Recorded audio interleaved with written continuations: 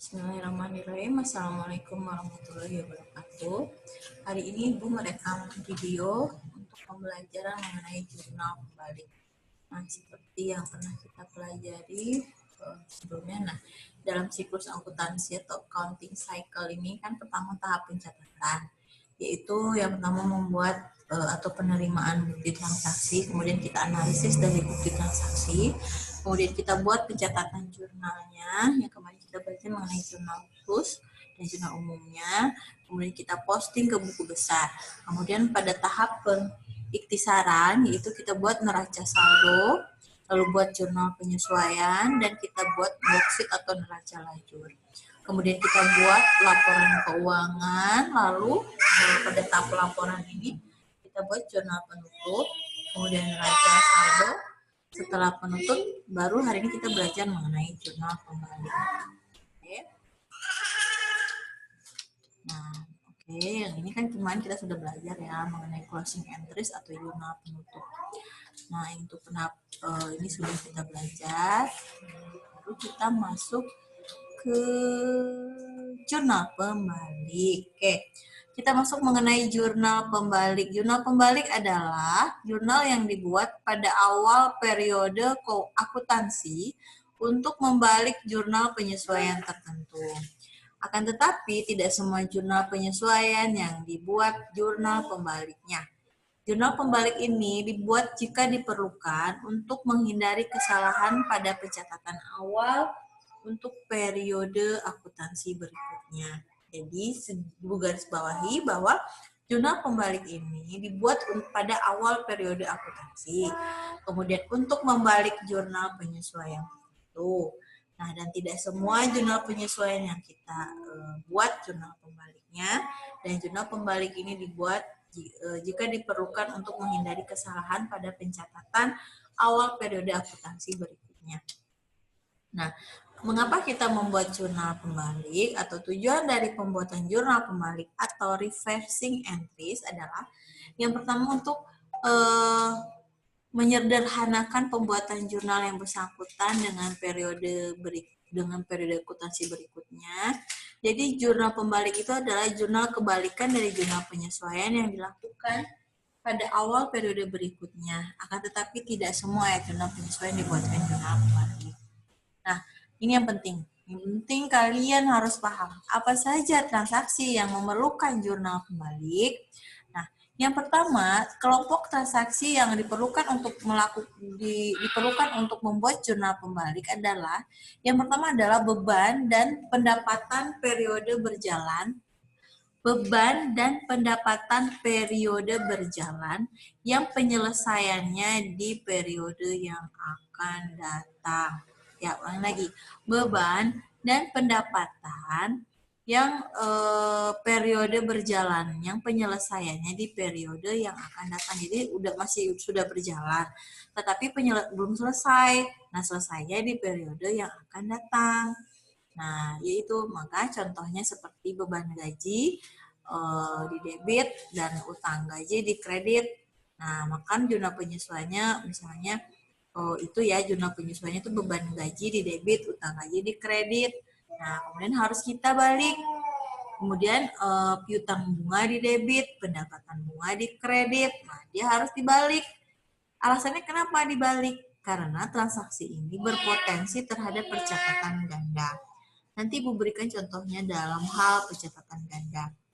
Kemudian, pencatatan kelompok transaksi apalagi yang diperlukan jurnal pembalik, yaitu pencatatan atas pendapatan dan beban yang menggunakan asas laba rugi. Pendekatan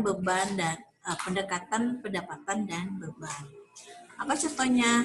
Nah, atas pembayaran sewa dicatat sebagai beban sewa. Itu contohnya. Contohnya kan kemarin kita ada juga belajar untuk sewa dibayar di muka, di debit, dan beban sewa yang di kredit. Nah, itu harus dibalik. Kenapa dibalik? Nah, yang itu merupakan sebentar. Mana tadi? Oke. Nah, yang itu merupakan atas penerimaan pendapatan yang belum diselesaikan dicatat langsung sebagai pendapatan. Jadi, kita menerima pendapatan. tapi kan belum selesai gitu. Transaksi kita misalnya kita mendapatkan pendapatan dari konsultan keuangan tapi belum selesai gitu kan. Nah, tapi dicatat sebagai pendapatan. Nah, contohnya pendapatan usaha di debit, jumlah penyesuaiannya, pendapatan diterima di muka di kredit. Nah, itu harus melakukan reversing entries. Contoh kasus jurnal pembalik dan ilustrasi pencatatan. Perhatikan ini ya, ini contohnya mengenai beban tertanggung. Maaf sebentar ya. Sebentar lagi.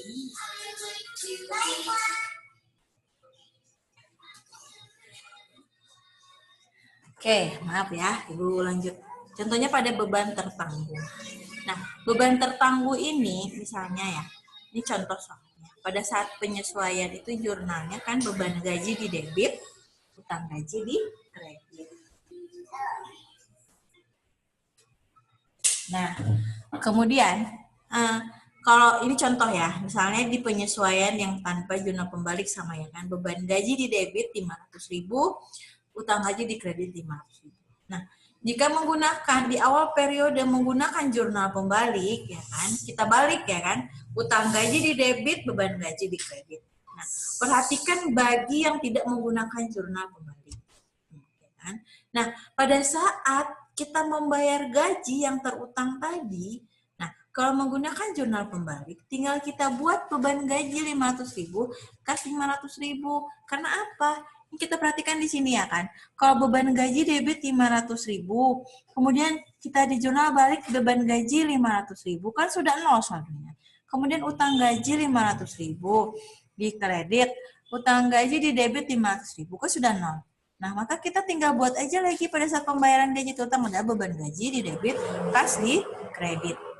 Nah, jika tanpa dengan melakukan jurnal pembalik, maka akan jadinya double ya kan? Ganda jadinya. Kita buat lagi beban gaji 500.000. Di atasnya tengok di penyesuaiannya beban gaji, utang gaji. Nah, ini beban gaji kan double jadinya. Oke. Lanjut lagi. Nah, ini contoh lagi yang kedua mengenai pendapatan tertanggung.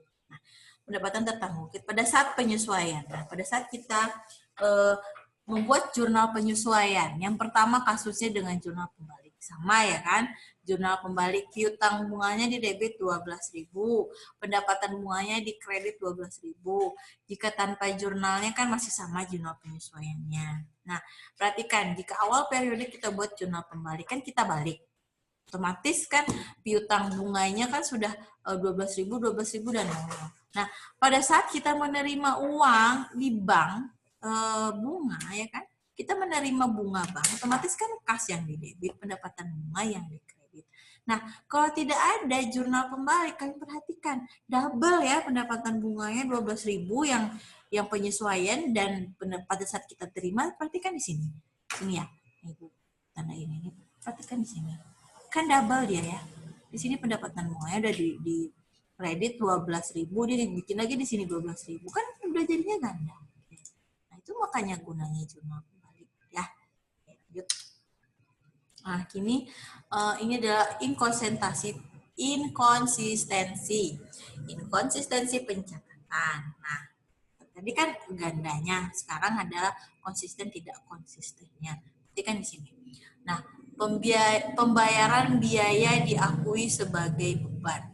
Ketika kita pembayaran biaya diakui sebagai beban. Misalnya kita pada saat di neraca saldo sebelum penyesuaian beban iklannya 2 juta. Sama tanpa jurnal pembalik beban iklannya 2 juta. Kemudian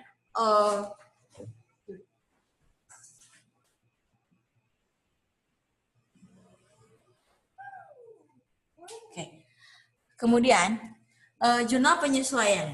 Nah, kita lakukan jurnal penyesuaiannya, ya kan? Sama ya kan, misalnya iklan dibayar di muka 800.000, ikan dibayar di muka 800.000, kreditnya 800.000 beban iklan. Kemudian pada saat kita buat pelaporan dalam laba rugi, beban iklannya sama ya 1.200.000, 1.200.000 di yang pakai jurnal pembalik dan tanpa. Kemudian untuk pelaporan neraca 1 Januari 2017. Iklan dibayar di muka 800.000, iklan dibayar di muka 800.000. Dia sama-sama tidak konsisten. Perhatikan di sini. kan. Dia tidak konsisten ya kan, iklan dibayar di muka 800.000. Kemudian kita balik. Nah, kita balik jurnalnya, ya kan? Dari jurnal penyesuaian ini yang kita buat yang ini nih. Oke, kita lihat yang ini ya, iklan dibayar di muka yang ini yang di jurnal penyesuaian ini, perhatikan di sini. Kalian balik ya, beban iklan yang di debit, iklan dibayar di muka yang di kredit. Bagi yang tidak ada jurnal pembalik, perhatikan. Ini kan masih tidak konsisten.